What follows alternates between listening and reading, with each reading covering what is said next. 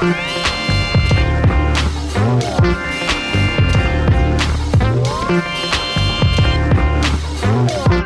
is the one, guys, the brand new Perodua Ativa, or as you've known it before, the D55L SUV.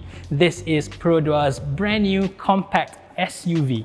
This is an extremely important model for Perodua. This debuts the brand new global platform DNGA, as well as the brand's very first turbocharged engine and CVT gearbox. On top of all that, there's a whole load of new technology, including ASA 3.0, as well as adaptive cruise control and level 2 semi-autonomous driving. So let's take a look at this new baby.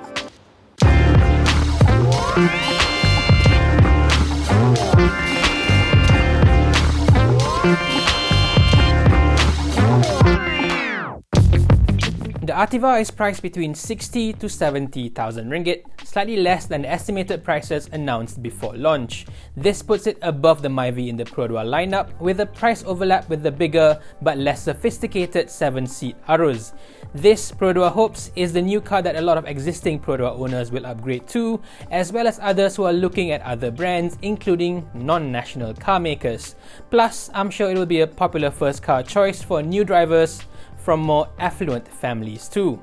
As you already know, the Ativa is based on the Japanese market Daihatsu Rocky, which is also sold as the Toyota Raize. But surprisingly, the Ativa is priced cheaper here in Malaysia compared to its twin sisters in Japan. The cheapest models in Japan are already slightly more expensive than Perodua's base models, and that's for the absolutely kosong JDM spec with steel wheels, plastic hubcaps, and no radio. Spec by spec, the Ativa is around 10,000 ringgit cheaper than the equivalent model in Japan, and that is comparing between matching two-wheel drive variants. The four-wheel drive versions available in Japan to handle their snowy mountains are even more expensive. It's not always that we can say our cars are cheaper than in other markets, am I right? But of course, we do miss out on a few extra features available on the Rocky and Raize, which we will mention later in this video. But still, 10,000 ringgit makes a big difference in this price range, and you know what? The Perodua version actually has a few upgrades over the JDM models. More on that in a bit. In terms of styling, Perodua's version of the small SUV gets its own look with a much larger hexagonal front grille similar to the Azia style. Two chrome strips now join the LED headlamps together, while the fog lamp housings are the same shape as on the Aruz. The extended L-shaped black bars match the bezel, and unique to the Ativa is the silver skid plate, giving it a more of an SUV look. The headlights are full LED units across the range, with the top two variants getting auto headlights, LED fog lamps, and adaptive driving beam. ADB works much like Audi's Matrix LED headlights by controlling individual LED bulbs on and off to avoid blinding other road users. This is more advanced than the more common auto high beam function by allowing you to continue running the high beam even with other cars nearby. Also new are the side view lamps, which help illuminate your surroundings when you indicate left or right at low speeds. This should be useful in spotting pedestrians, motorcycles, or even animals. It also activates when you engage reverse, lighting up the area around the vehicle more effectively. Less useful but perhaps more eye-catching are the sequential turn signal lamps, much like those found in far more expensive premium cars. With this, hopefully more drivers will start using their turn indicators more. Unfortunately, however, the Ativa does not get LED daytime running lights, as the LED strips at the top are just the positioning lamps. Higher spec JDM Rocky and Raize models do get LED DRLs, but on the lower bumper instead. For Malaysia, DRLs are available but only with the optional Gear Up body kit. The Blaze Gear Up kit is priced at 2,500 ringgit, but as usual you can bundle it together with the car loan instead of coughing up 3,000 ringgit cash later on. The styling, however, may not be up to everyone's taste. Personally, I would steer well clear of it.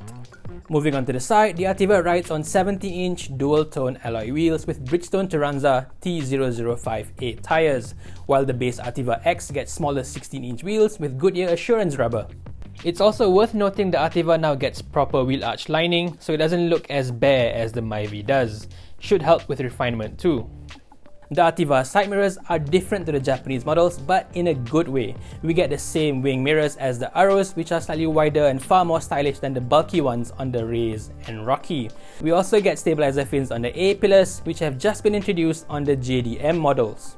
Keyless entry and start is standard across the range, and the door handle now uses an electrostatic sensor to lock or unlock the car, instead of a button like on the Myvi. Having said that, while the Japanese models have the sensor on both front doors, the Ativa only has it on the driver's door.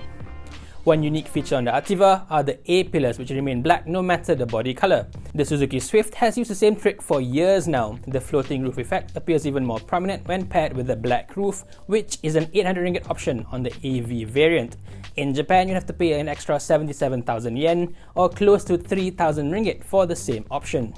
Other variants get a body-colored roof with a total of 5 color options, including the new Cobalt Blue, Pearl Diamond White, and this Pearl Delima Red. Round the back, the Ativa gets side window fins that aid aerodynamics and squared-off LED taillights. No sequential signal lights here, however, and the turn signals are actually using bulbs, not LEDs.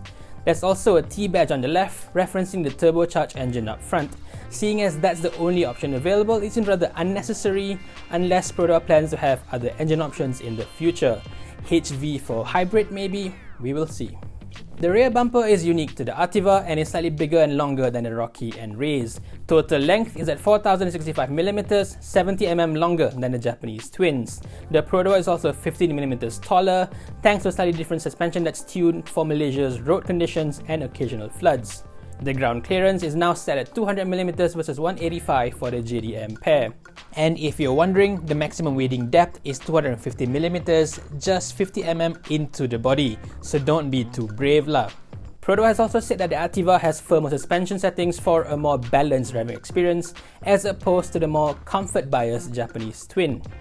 It should also aid stability as we Malaysians drive at higher speeds compared to the Japanese. Maybe they've seen one too many King Myvi viral videos on Facebook. Now in the flesh, this really does look like a proper crossover SUV. It's not just quite a tall, high-riding Myvi. Compared to the Myvi, this is about 200mm longer and 100mm taller. So if you were to park it side by side to the Myvi, that car would come up to around here and about there. So this car is not massively bigger than the Myvi, but like I said, in the flesh, it does look like a much more substantial looking car, much more expensive. Comparisons to the Myvi will of course lead to the styling similarities between the two models. You may think the Ativa is merely a rebadge model from Daihatsu, but Perodua designers were directly involved in the development of the new model in Japan right from the very beginning over 3 years ago. So any Myvi styling cues that you see here on the new SUV are not coincidental, they are absolutely by design. Today, Perodua has 50 designers and engineers based full-time at Daihatsu Japan. Under the skin is the new Daihatsu New Global Architecture or DNGA platform. This is a modern modular base in the same line as Toyota's DNGA, Volkswagen's MQB, and Volvo and Geely's CMA platforms. Perodua using DNGA is significant as we are now getting the latest and greatest technologies from Daihatsu. Before this, we've sort of gotten the old leftover stuff. See, the 3rd gen Myvi uses a modified version of the 2nd gen Myvi, which in turn was based on the 2010 Daihatsu Boon. Even the Aruz, even though it's a shared model with the Toyota Rush, it was designed primarily for the emerging markets like Malaysia and Indonesia. They are not sold in Japan. Now we're really getting a JDM twin. The front-wheel drive Ativa has a monocoque or unibody chassis construction, which is a lot more sophisticated than the more utilitarian rear-wheel drive ladder frame architecture used in the Aruz. With DNGA, Daihatsu and Perodua can now come up with newer models 50% faster at 30% lower costs. The platform was also developed with electrification in mind, so whenever it decides it's the right time to introduce its hybrid powertrains, the base will be ready for it. The new modular platform is said to have class-beating stability and comfort while being more rigid and lighter than before. It also uses 10% more high-tensile strength steel plates than the previous design, so it's safer too. The Perodua Ativa has a full 5-star ASEAN NCAP crash safety rating, matching the Daihatsu Rocky's 5-star J NCAP result. Also, thanks to DNGA, the Ativa weighs just over 1 ton, practically the same as the Myvi despite this being a bigger car. It is slightly heavier than the Japanese twins because it uses a metal tailgate instead of plastic, plus the standard fitment of a full-size spare tyre here. And if you're wondering, it still uses rear drum brakes, but since it's no heavier than the Myvi, that should do the job just fine. Moving on inside, the Ativa is almost identical to the Rocky and Raize, which again is not surprising since Perodua had a hand in designing the model from the start. It's an edgy, sharp design that's meant for the younger audience, with some nice silver accents and plenty of red highlights to lift the cabin ambience. Taking center stage is a 9-inch floating display, which to me is a huge relief. Not only is it big, it's also a modern and thin screen, not like the old school CRT TV screens we've seen in recent BMW Toyota models. But having said that, the interface sort of looks like an aftermarket unit, and the 6-speaker audio system sounds just okay, nothing to write home about. There's a decent reverse camera on board for the top two variants, but unlike the Rocky and Raize, there's no option for a 360-degree around view camera. The auto parking assist feature has also been removed, but seeing as the Ativa is only slightly bigger than a Myvi, with added benefit of a more commanding seating position and view out, parking really shouldn't be a problem. Personally, I find auto parking assist to be no more than a marketing gimmick anyway. The aircon controls are unique to Perodua. Just like on the Myvi, it's a manual aircon but with digital controls. There are two memory settings too, so you can set one for hot sunny days and the other for cool night drives. The twin-dial automatic climate control system on the Rocky and Raize is not available here. The Raize diamond textured center console houses the short gear lever, and behind that is a pair of USB chargers, a HDMI port connected to the head unit, and a 12-volt power socket. This area is lit by a small LED, which is a neat touch. The cup holders have been moved to under the side aircon vents, just like on the old Myvi. Another Perodua only addition is the lock and unlock buttons next to the handbrake lever, which is not available on the Japanese models. There's also an auto lock function that activates when you drive. Also a Perodua first is the 7-inch digital instrument cluster, which has 4 different display themes for you to choose from, each one with its own startup animation. The themes change the way the ref counter is displayed, while the speedometer is a separate digital counter, a little bit like the FD and FB Honda Civic. Additional cool features here include the choice of 3 turn signal tones,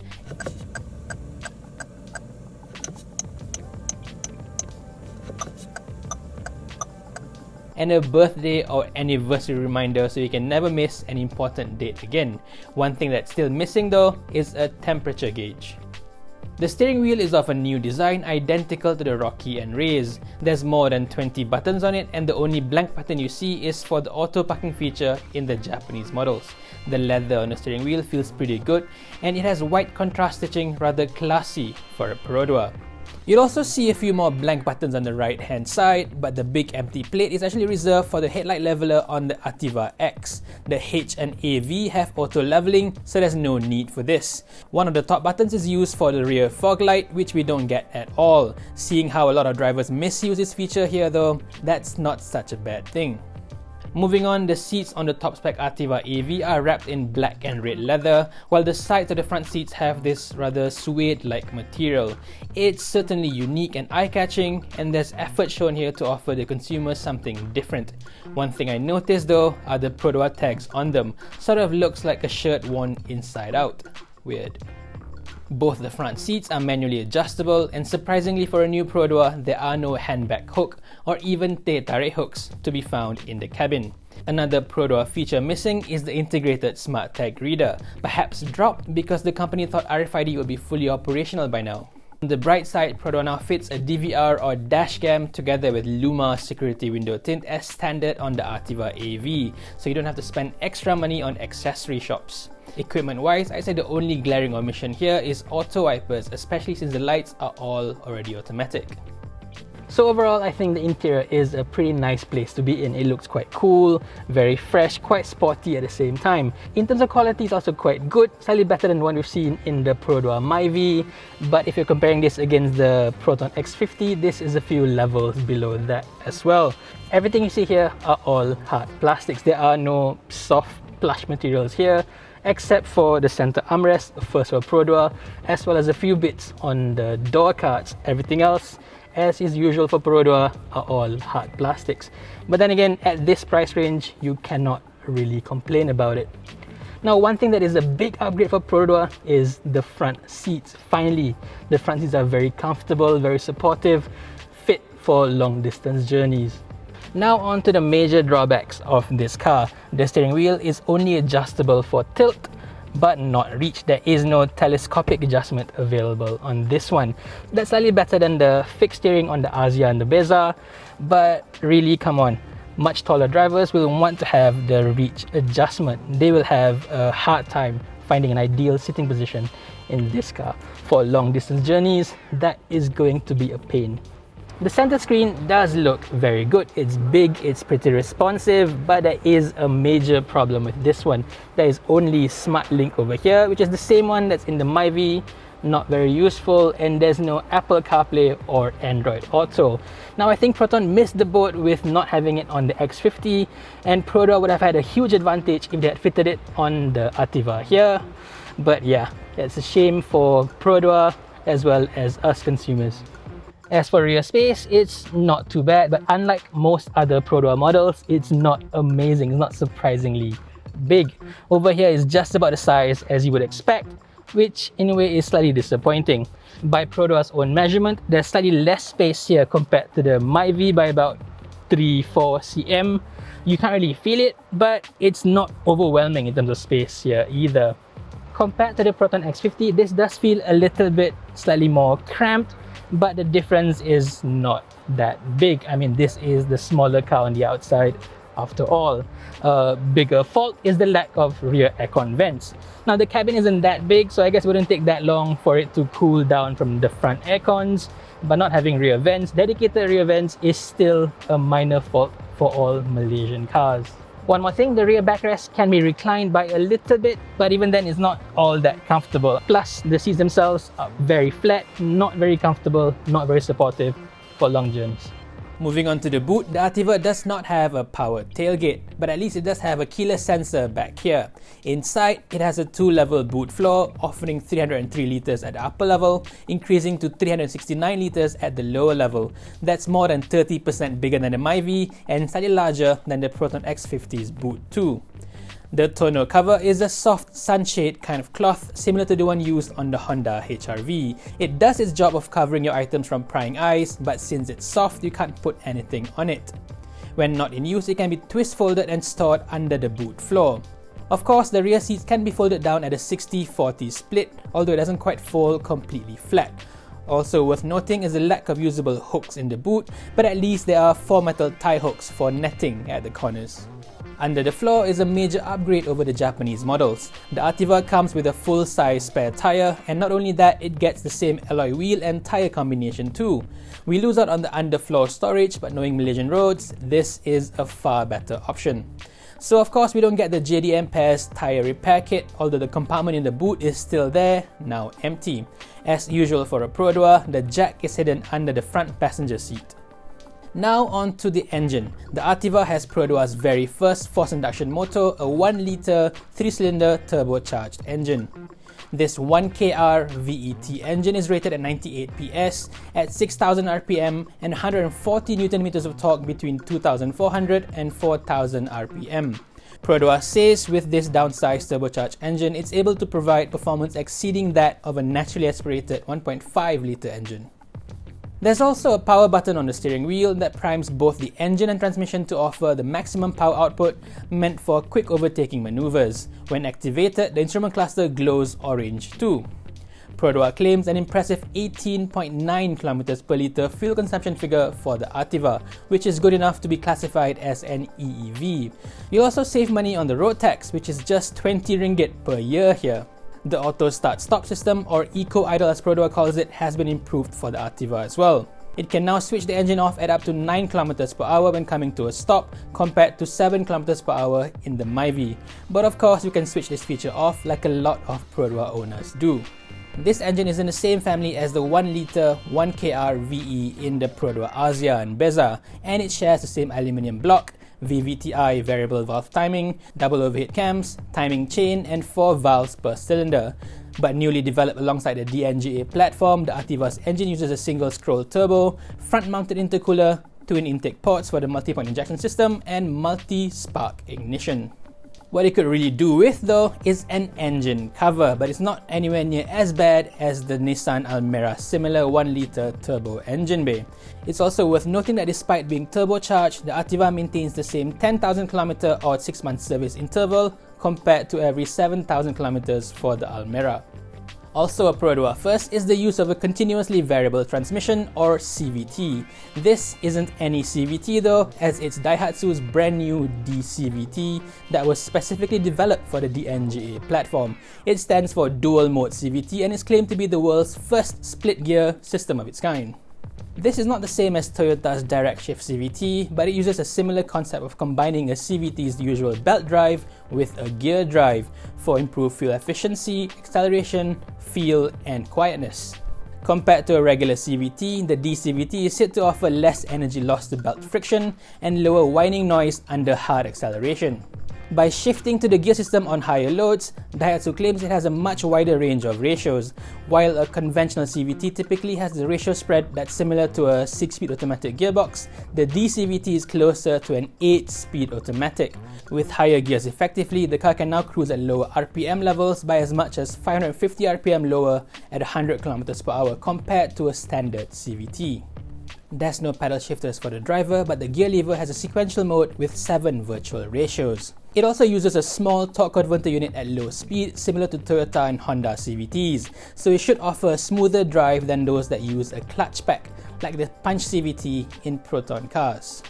The drawback is, because it's designed primarily for compact cars, the small and light D-CVT has a maximum torque limit of just 150 Nm, which is not much more than the Ativa's 140 Nm output. So those looking to modify your cars, beware. One interesting point is, despite being brand new to Perodua, both the turbocharged engine and CVT gearbox are made right here in Malaysia. In fact, Perodua says the Ativa already has 95% local content, the highest among its recent new models at launch.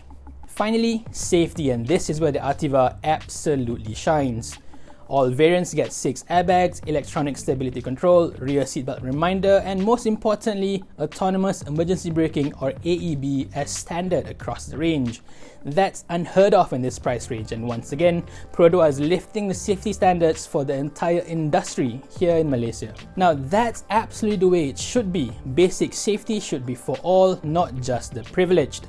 As a quick comparison, the Proton X50 only offers 4 airbags on the base standard variant, and AEB is only fitted to the most expensive model at over 100,000 ringgit.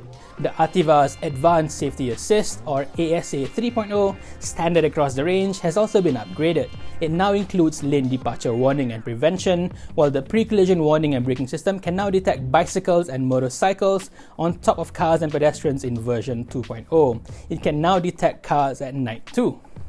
The AEB system can also operate at higher speeds, now up to 120 km per hour compared to just 80 before. Another change is the removal of the 3-time limit cap for the AEB system.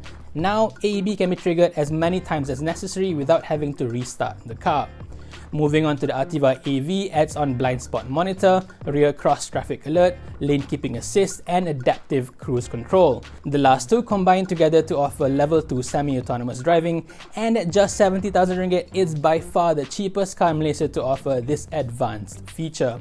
Just 5 years ago, only high-end luxury cars costing 10 times more expensive had similar technologies. Having said that, the adaptive cruise control system only works between 30 to 125 km per hour, so if you go faster than that, you are on your own. It also means that it wouldn't work in traffic jams, so the Proton X50 flagship is still a little bit more advanced still.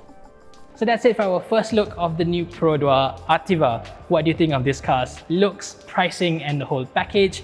And would you get this over the Perodua Myvi and of course, the Proton X50? Let me know in the comment section below. For now, thank you for watching and stay safe everyone.